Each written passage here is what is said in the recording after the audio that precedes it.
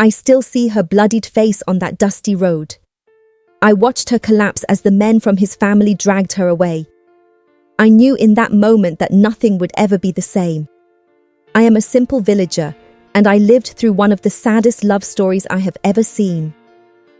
I was there when a beautiful village girl, whom everyone called Zuri, fell in love with Kwame, the educated son of one of our richest, most influential families. This is my true account of what happened that long, hard day. The early morning. It all started on a hot morning in our small village. I was at the well fetching water when I first heard whispers about a strange love. Zuri, known for her kind smile and gentle nature, had caught the eye of Kwame. Unlike many of us, Kwame had been sent to a big city to study, and he came back with ideas that were different from our ways. When he returned, he wore fine clothes and talked in a calm, polite manner that made him seem out of this world. I remember thinking, this is not our life. His world is one of wealth and education, and hers is the simple life of a village. Still, I could not help but feel hope when I saw them together. They met near the large baobab tree by the river. I often saw them there at sunset, talking quietly, laughing softly, and sharing dreams of a future they hoped to build together. The secret meetings. Each evening for many weeks I saw them under that tree. Zuri would come in her plain dress, her hair tied back simply, but her eyes shone with a light that made everyone notice her. Kwame, with his neat appearance and gentle voice, sat close and listened. They whispered about their hopes. Zuri wanted to see more of the world than our small village, and Kwame dreamed of a life where he could help people like us. At first, their meetings were secret, hidden by the thick shadows of the tree. I remember the cool night air and the soft sound of the river beside us. They would share small pieces of bread and talk about the future. I would stand a little distance away, partly hidden by the dark, and feel a mix of happiness for them and sadness for the hard world we lived in. But word spreads fast in a small place. Soon, some people began to talk. They said that a poor village girl and a rich man were not meant to be together. The elders frowned, and whispers turned to harsh words. I remember an old man saying, "Such love is like a fire that burns the village." I only wished I could have said something kind to ease their pain. Growing troubled days turned into weeks, and the love between Zuri and Kwame grew stronger. They dared to hope that love might conquer all. However, not everyone felt the same way.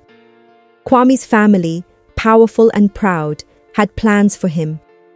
They expected him to marry someone from a well-known family, someone who would strengthen their ties and add to their wealth and honor. They did not see a poor village girl as a match for their son. I remember one afternoon when I saw Kwame walking alone by the river. His face was dark and troubled. I later heard him say, "I have to choose between my family and my love, but my heart will always be with Zuri." His voice was low and heavy with sorrow. It was clear that his heart was torn apart by the choices laid before him. Zuri too sensed the growing danger. I saw her eyes filled with worry whenever she thought no one was looking.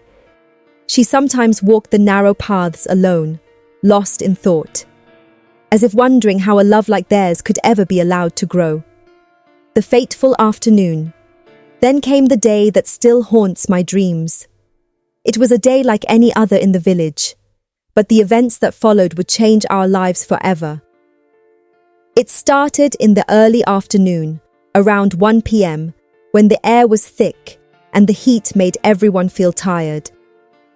I was near the market when I first saw a group of men coming from the direction of Kwame's family compound. Their faces were stern, and I could tell they were not in a friendly mood. They moved quickly and with purpose. I later learned they had been sent by Kwame's family to bring Zuri away from him. I rushed toward the sound of raised voices.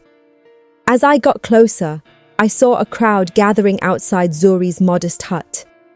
Her family was there, looking confused and frightened.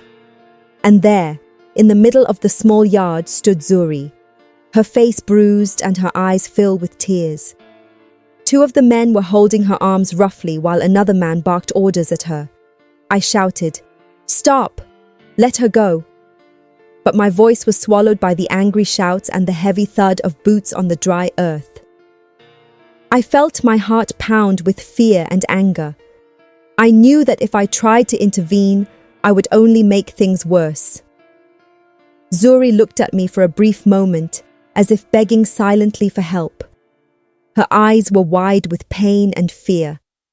I wanted to run to her, but I was held back by the sight of more men arriving. It was as if the whole world had turned against her and our love. Kwame arrived at that moment, running as fast as he could. I saw him pushing through the crowd, his face full of panic.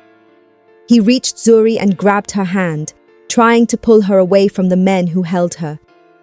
"Let her go," he pleaded in a soft voice that carried across the clamor. But his words were lost in the anger of those around him. A scuffle began.